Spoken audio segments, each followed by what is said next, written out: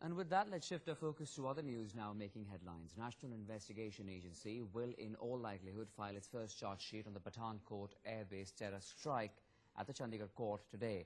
The charge sheet will name Pakistan's JeM leader Maulana Masood Azhar, his brother Rauf Ashkar and key terrorist handlers Kashif Jan and Shahid Latif.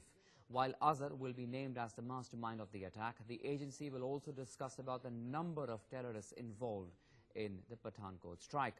NIA has given a clean sheet to Punjab Police SP Salvinder Singh, a witness to the attack, who along with two others were abducted, as we recall, by the terrorists in their SUV.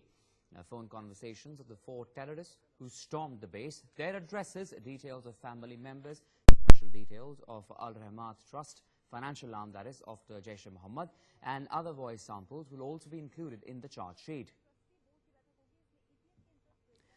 Let's go across to my colleague Gurpreet Chinna, joining us live with further details of what's expected to unfold in the court today. Good morning, Gurpreet.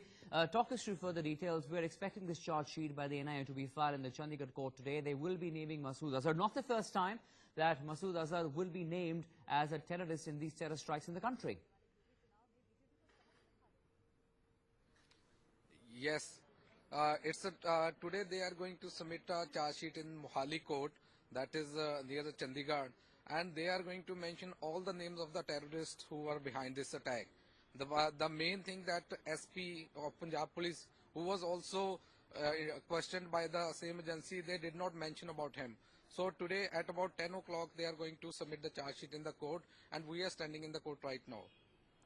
Okay, the other element which was quite controversial was the SP over there, Salvinder Singh Gurpreet Chinna. Explain to us about his role and the fact that he has been given a clean sheet altogether. Because when the strike really happened, there were a lot of eyebrows and questions raised over what was the role of the SP in this. Yeah, because on December 31st, he was traveling with his friend when his car was snatched by armed men there. So he was one of the main suspects in the case, but he was questioned by NIA and other agencies. But so far, the sources say that his name is not mentioned in the charge sheet, but he was also because the case started from there.